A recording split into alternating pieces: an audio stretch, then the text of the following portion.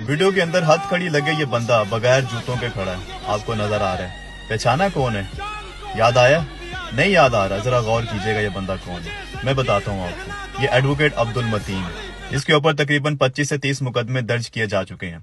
15 मुकदमे तो तकरीबन 2 दिन में दर्ज किए गए हैं। दहशतगर्दी का मुकदमा भी इसके अंदर है। इसका जुर्म क्या है कि इसके ऊपर इतने ज्यादा मुकदमे दर्ज कर दिए गए हैं? मैं बताता हूँ आपको इसका जुर्म क्या है। मैंने छोटी सी वीडियो तैयार की है, आपसे रिक्वेस्ट है कि सारी देखिएगा, आपको सारी गेम समझ आ जाएगी। चेक कीजिएगा।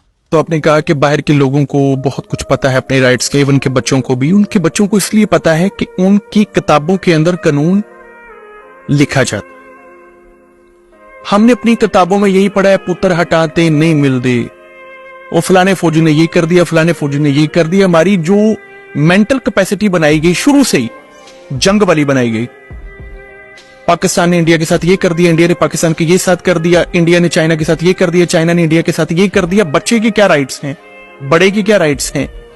थाने में आपने जाना है तो अपनी एप्लीकेशन किस तरह देनी है, जुडिशियल प्रोसीजर क्या है। अगर एक एक चैप्टर भी अब बच्चे को हर क्लास में पढ़ाया जाए तो यही बच्चा जो पाकिस्तान का है ये भी उस कदर होनहार हो जाएगा, होशियार हो जाएगा जिस कदर बैरून ममालिक का बच्चा है।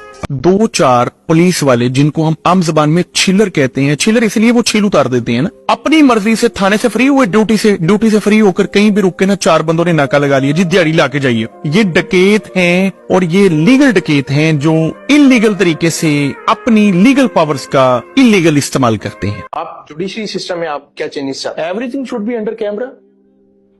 जज की जजमेंट अंडर कैमरा, जज वकील के आर्गुमेंट्स अंडर कैमरा, पुलिस की red under camera, investigation should be under camera, ताकि आम आवाम देखे।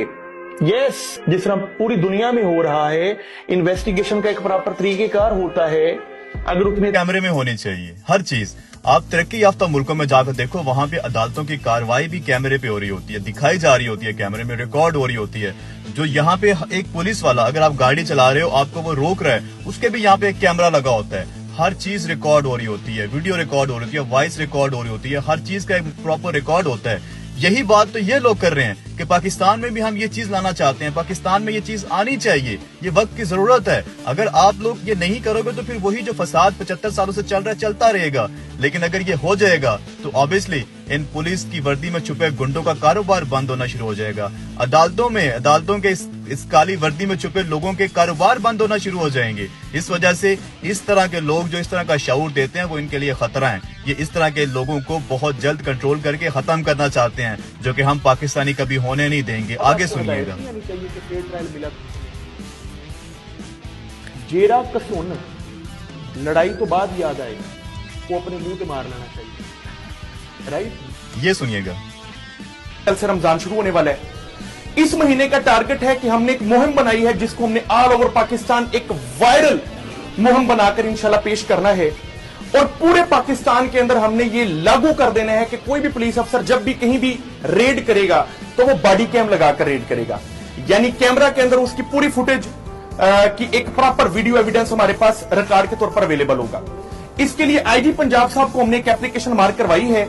हमारे साथ अवैध साहब, हमारे जो सीनियर कौंसल है, वो भी मौजूद है। अल्हम्दुलिल्लाह, अल्लाह पाक के हुक्म से इंशाल्लाह आप सब दोस्तों की दुआओं से इंशाल्लाह ये जल्द ये मुहिम इंप्लीमेंटेड फॉर्म में आप देखेंगे। इसकी इतनी जरूरत कि ये इस तरह के मुल्क में रूल ऑफ लॉ की बात करें, ये इस तरह के मुल्क में कानून को ठीक करने की बात करे, कौम की मजलूम अवाम की आसानी के लिए इनको वर्दी में छुपे बेड़ियों से बचाने के लिए कानून बनाने की बात करे। इसकी इतनी जरूरत। इससे पहले जिसने रूल ऑफ लॉ की बात किया उनको देखो हमने क्या किया हुआ है, हजारों को हमने जेल में डाल दिया हुआ है। सो ये कहां से आ गया, नया उठ के खड़ा हो गया? ये बंदा एडवोकेट नहीं है, ये बंदा एक शख्स नहीं है। अगर ये बंदा एक शख्स होता तो इसे किसी को खतरा ना होता। ये बंदा एक सोच है।